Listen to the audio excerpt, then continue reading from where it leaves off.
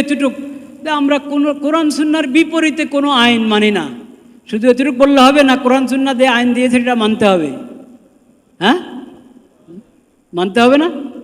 কোরআন সুন্নাহ আল্লাহ যা হেদায়েত দিয়েছেন, যা বিধান দিয়েছেন, ওগুলো মানতে হবে।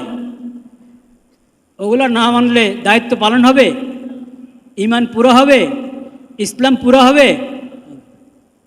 কিন্তু এখন আপনি শুনবেন কোরআন সুন্নাহর বিপরীতে, ইসলামী শরীয়তের বিপরীতে কোনো আইন করবে না অমুক দল যদি ক্ষমতায় আসে তারা কোরআন সুন্নাহর বিপরীতে কোনো আইন করবে না। কথা শেষ হলো না অর্ধেক কথা হলো? বলেন স্পষ্ট, এটা কি কথা পুরো হলো না অর্ধেক কথা হলো? অর্ধেক কথা। কোরআন সুন্নাহর বিপরীতে কোনো আইন করবে না, এতে দায়িত্ব শেষ হয় না। আপনি বলুন, আমরা ক্ষমতায় আসলে কোরআন সুন্নাহর বিধানগুলো বাস্তবায়ন করব।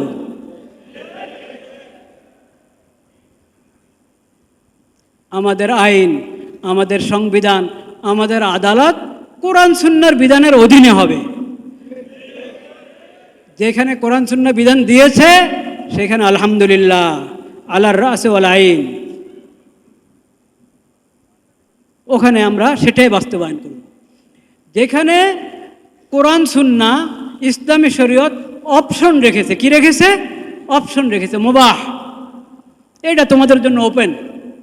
এইখানে তোমরা যোগ উপযোগী, অবস্থা উপযোগী ব্যবস্থা গ্রহণ করতে পারো।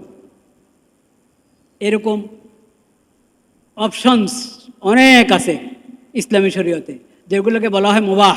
যেগুলোকে কি বলা হয়? মুবাহ। শরীয়ত যেহেতু এটা কিয়ামত পর্যন্তের জন্য, এই শরীয়ত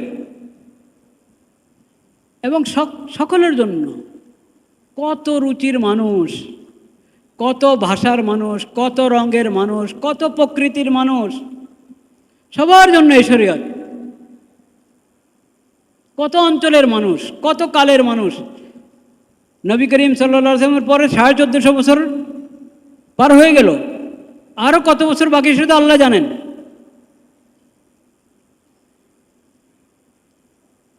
সবার জন্য একই শরীয়ত আল্লাহ তাআলা দান করেছেন।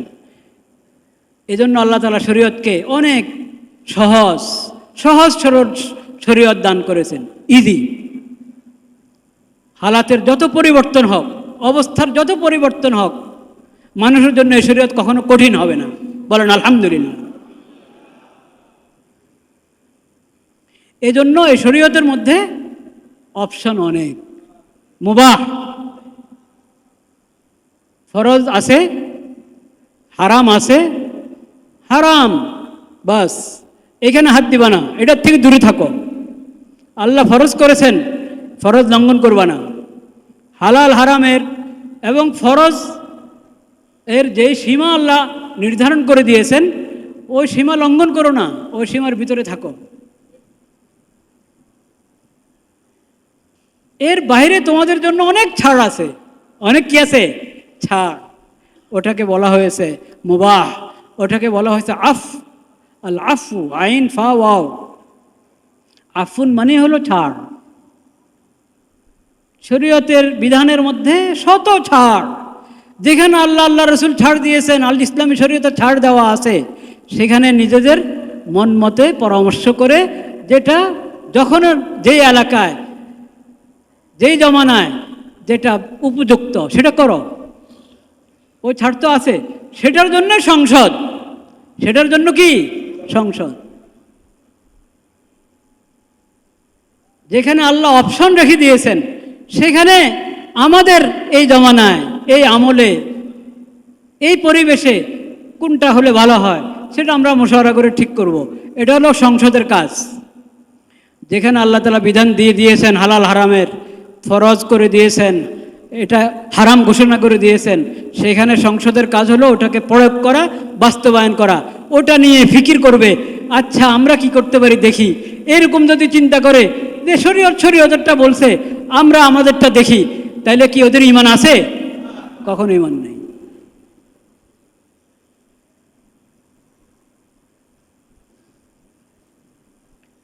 সত্তরের যে নির্বাচন, আছেন তো মুরব্বীরা, কেউ থাকবেন না? ৭০-এর নির্বাচন দেখেছেন? হ্যাঁ, থাকার তো কথা।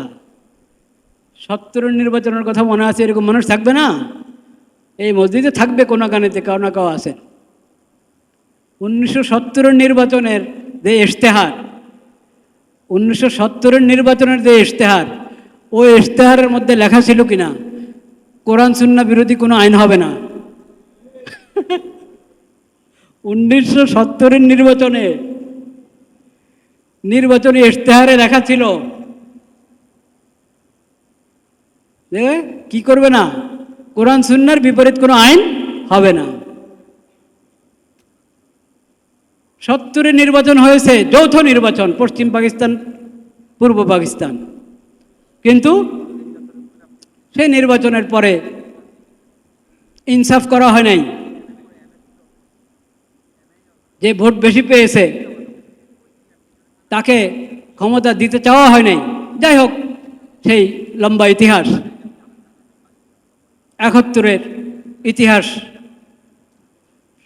প্রবর্তিত হলো।